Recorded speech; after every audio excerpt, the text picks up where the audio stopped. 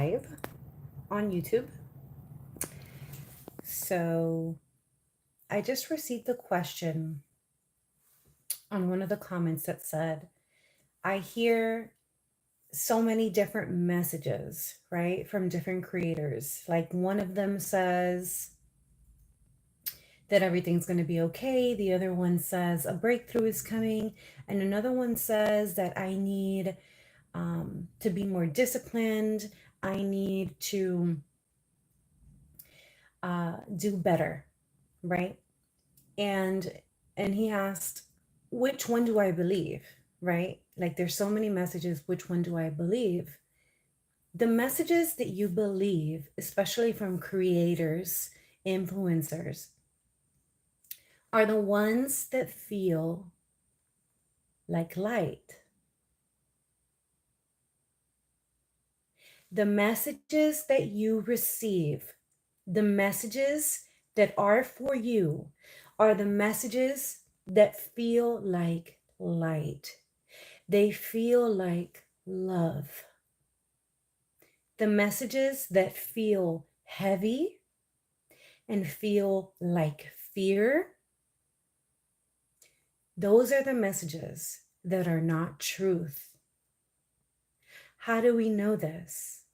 Because if you could describe God, Source, the Creator, Christ, however you see that divine, holy essence, if you could describe that with one word, what would it be? For me, it's love. Love. God is love.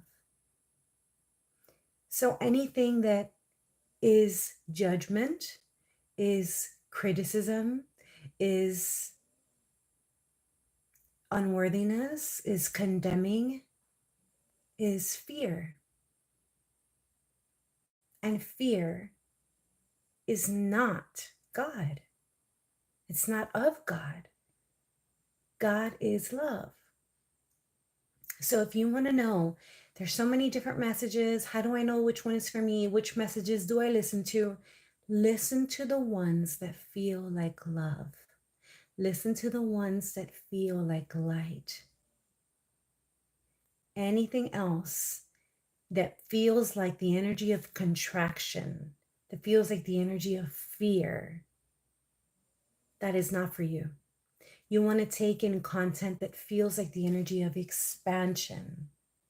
It feels like the energy of love.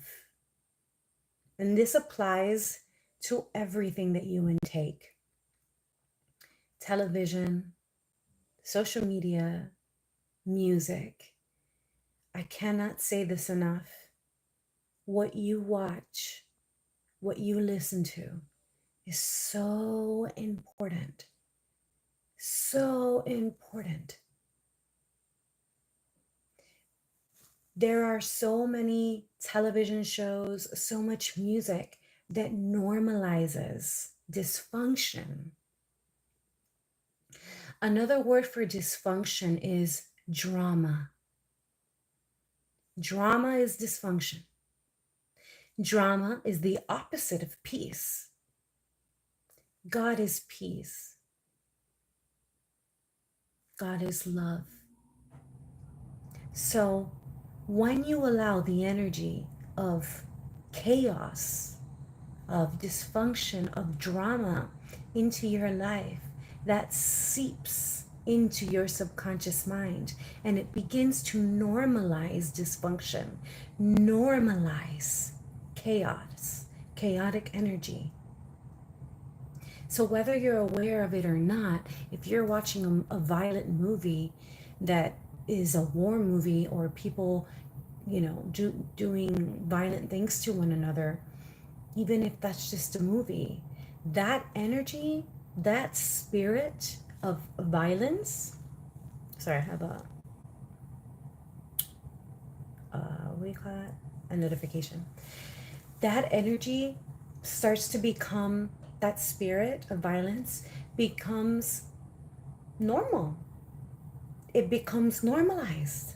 Just like all of these reality TV shows and everything that's obsessed with body image, these different movies or music about chaotic families, chaotic relationships or marriages where there's infidelity.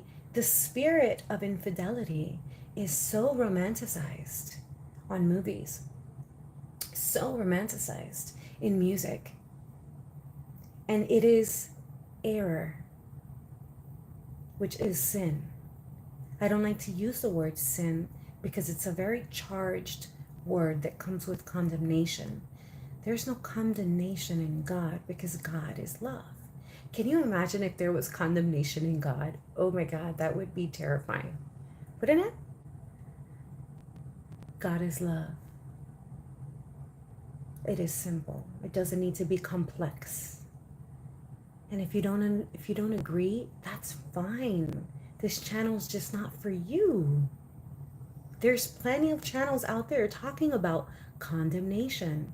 If you feel the need to be judged and condemned because deep within you there is guilt and shame that you have not become aware of, conscious of, and dealt with. But if you do resonate with the belief that God is love, then this channel is for you. So what we watch when we see movies where there is all of this infidelity and it's so romanticized, it's so normalized, that spirit of infidelity, it seeps into you. It becomes normalized. Just like if you watch any movie, you will see numerous scenes of people consuming alcohol. Do you think that that's accidental? This is called the matrix programming. And the way that it's done is through everything we watch. Even today, I had a field trip with my son. We saw the movie Elio. I don't recommend it. The whole movie is about a kid whose parents just died. Mind you, if you're an older, wiser person who could deal with this kind of content where you could understand it, then fine, go watch it. But if you're a child, because this movie's rated PG, so it's like, rated G, so it's like all ages.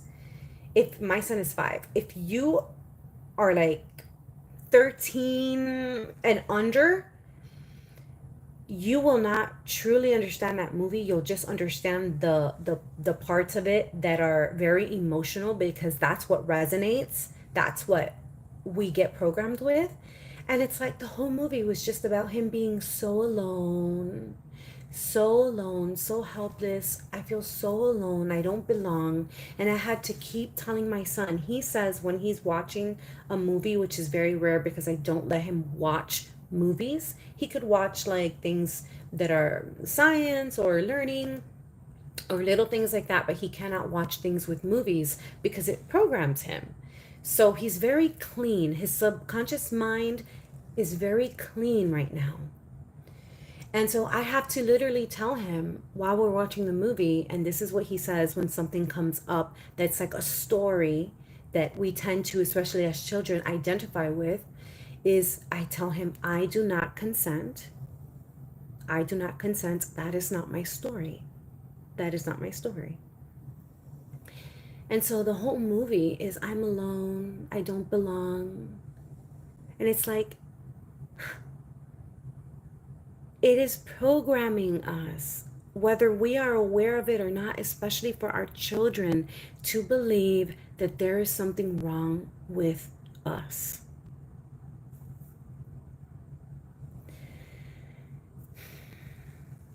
What you watch, what you listen to matters. Oh, but I like it. It's just crime. Oh, I like it. It's violent movies. Oh, I like it. It's romantic. It's drama. Whatever. It's just fiction. No, it matters. It matters.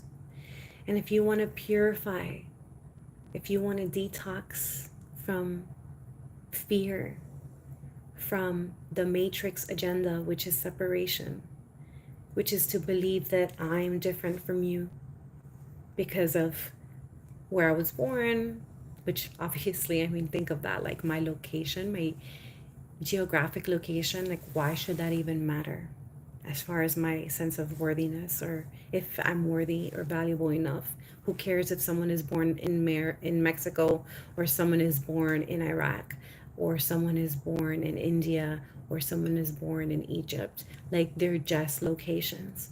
One should not be more valuable than the other, right? But there's just this agenda to separate, either separate through religion, separate through politics. Oh, they're the Republicans, they're the Democrats, they are the, what is it that they say? I can't remember that word. The liberals, they are Christian, they are Catholic, they are Islamic. It's just separation. What did Christ come to teach us? Unity. That we are all one. Treat, love thy neighbor as thyself, because thy neighbor is thyself.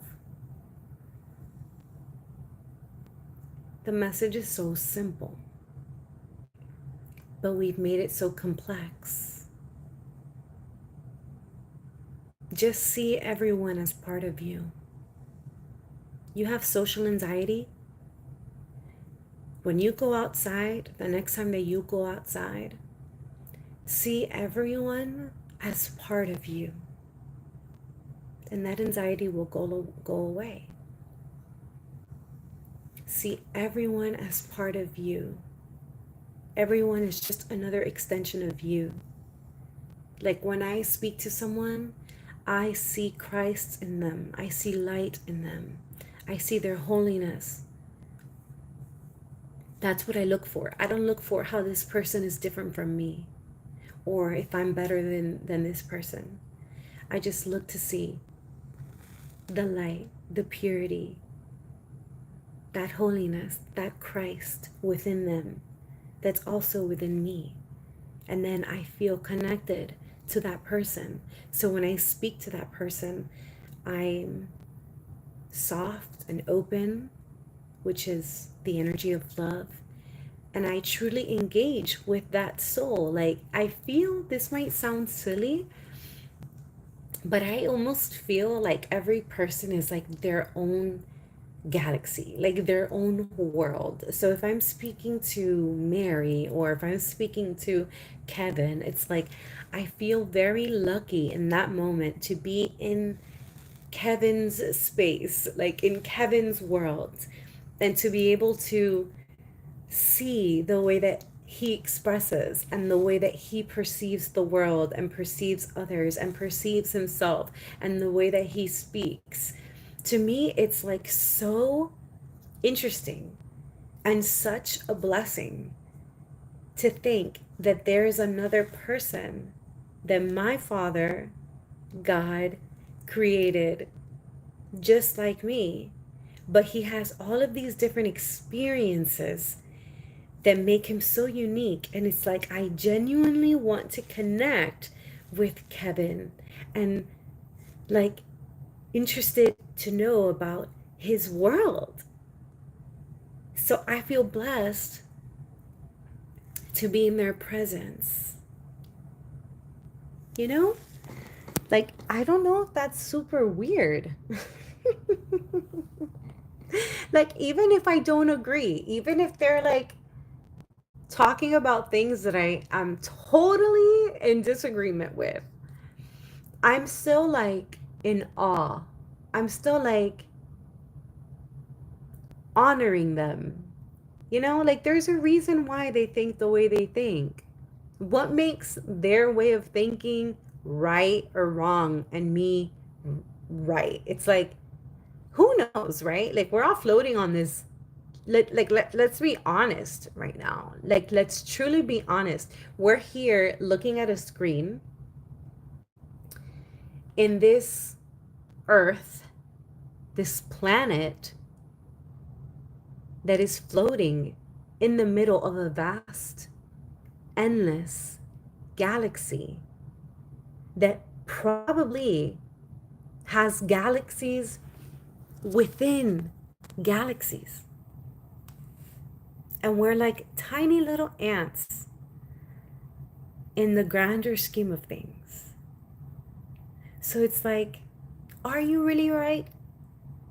Do you really know? Or do you think you know? You know? It's like, even when I explain things, I'm like, if that resonates with you, great. And if it doesn't, that's okay. Like, I understand. Maybe I'm wrong. I don't think I am. This is what truly resonates with me. This is what feels right in my bones. But I could be all wrong about this. And that's humility. That's true humility. It's just like not needing to be right.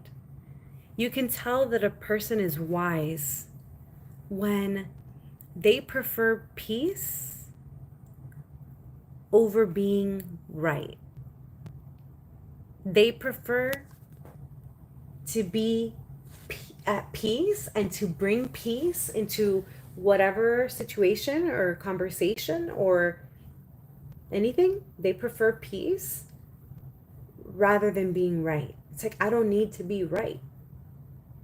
That's okay. I prefer peace, union. And not a lot of people are like that, because a lot of people have very hardened egos. That means that they truly believe that they are, my name is Erica.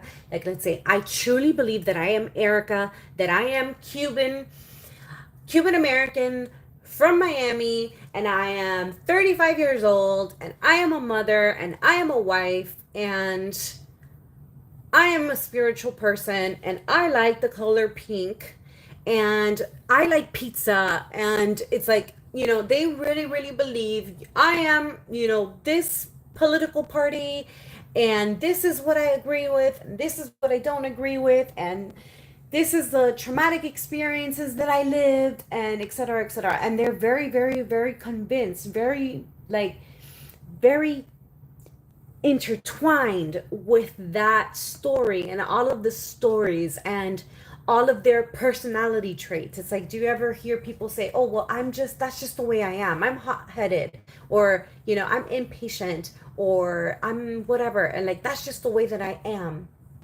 And they're just very hardened. That's a very hardened ego. As we begin to ascend, or really just not even ascend, but just remember like who we really are.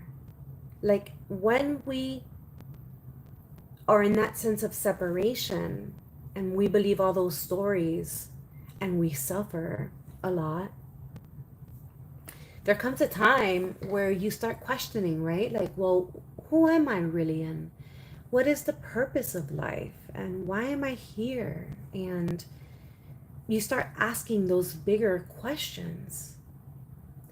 And in asking those bigger questions and searching, you start to kind of loosen a bit from that hardened ego.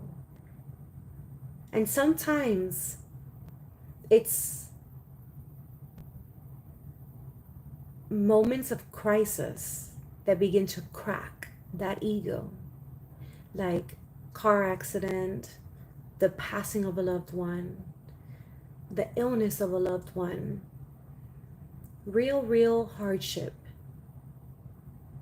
where we begin to question things, right? Like, why am I living? Why am I here? What is the purpose of everything? Or when we feel like we're so, like, we have lost control, like, let's say our child is sick, or we're really struggling financially, or we have an illness. There's something, it's like we believe we're in control of our life, and it's totally not true. A tsunami right now can hit us at any time, or the sun could just go away, right? Like, not come up tomorrow. And we have no control of that. So we don't have control, right? We're driving, we can get into a car accident. We don't have control over our lives. It's an illusion. And the ego likes control. So it likes to believe that. But when we are in situations of crisis, where we're out of our routine and things are not going our way, we realize that we really don't have control. And in those moments of not having control, we seek for something greater than us, right? We ask those bigger questions, and we seek for something, whatever it is, whether it's God, whether it's Christ, whether it's Buddha, whether it's Allah, whatever you believe. It's like, even if it's just a higher power, but even if it's just life itself or the universe, but something greater outside of us, we're just like, please, like, help us, right? Like me with my fibromyalgia, it's a crisis moment, right? It's even more cracking. Those crisis moments crack that ego a bit more, because you're losing control. You don't believe so much that you are the character. You don't believe so much that you're the story. You're seeking for something greater. You're looking for God. And in those moments, that hardened ego begins to crack. And that cracking is how the light begins to enter. And so I've had quite a few cracks in my ego,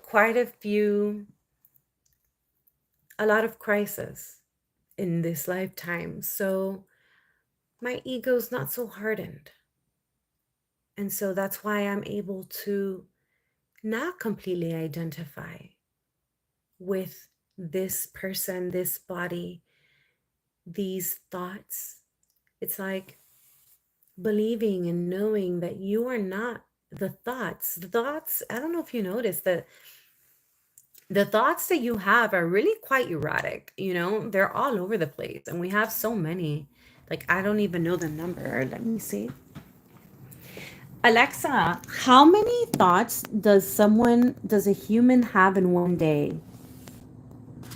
From Quora.com. It said we can have anywhere from 60,000 to 80,000 thoughts a day. Look at that. 60,000 to 80,000 thoughts a day.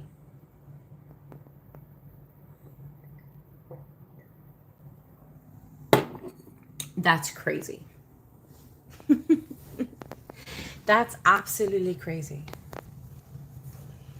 So when we stop identifying with every single thought, think of a thought like a fisherman that throws down a line. And it's like, the ego's like, okay, let's catch this one. Let's catch this one. It needs to always be thinking about something. So when we begin to quiet the mind, and you can do this through meditation, or even just like right now, it doesn't have to be so complicated. Like, not if you're driving, but if you're able to just close your eyes for a moment, you can like just relax your body and relax your jaw, relax your tongue and your mouth. Take a deep breath and just allow your breath to breathe normally. Just go into your normal rhythm, but just be aware of the breath. And just feel the density of your body, the vibration. the tingling in your hands and your fingertips, the tingling in the bottom of your feet.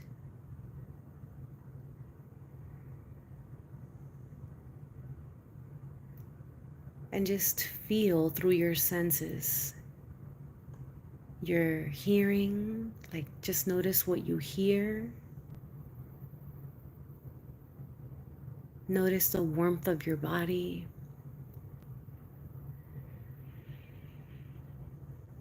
And just go into the realm of being. Just be. In the realm of being, you don't have to do anything. Just be.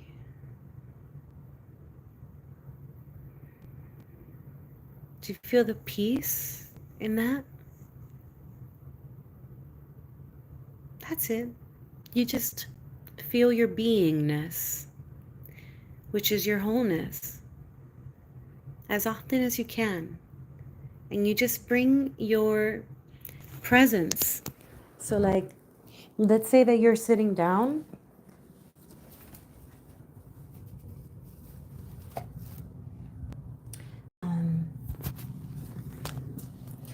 Let's say that you're sitting down on your desk and you have a pen. Like just for a moment, just notice the pen, the details on the pen,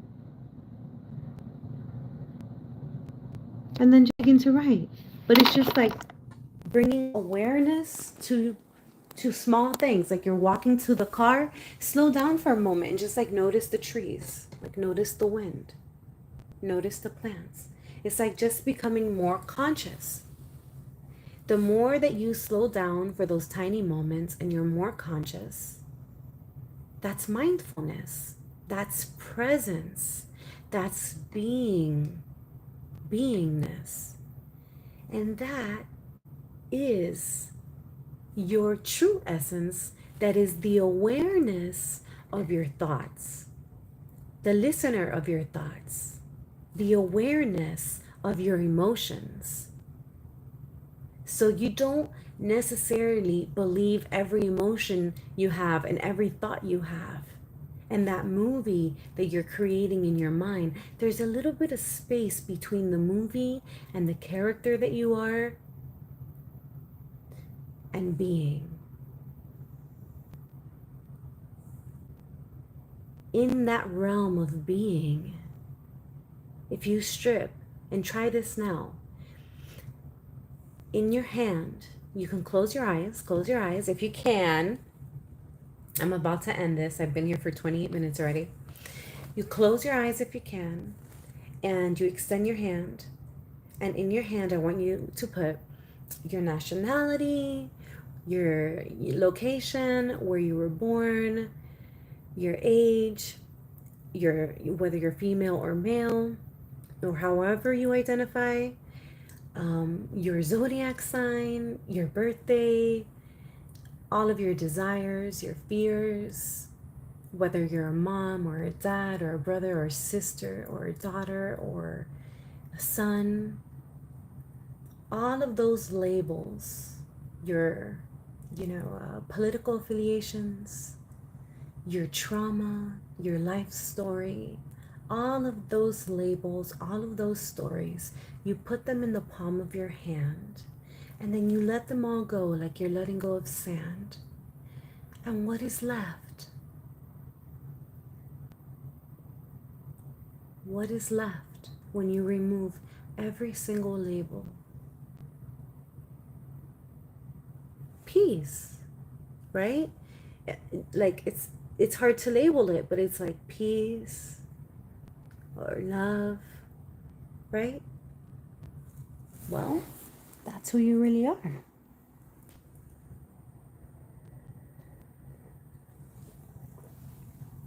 So I hope you enjoyed this live. It's my first one.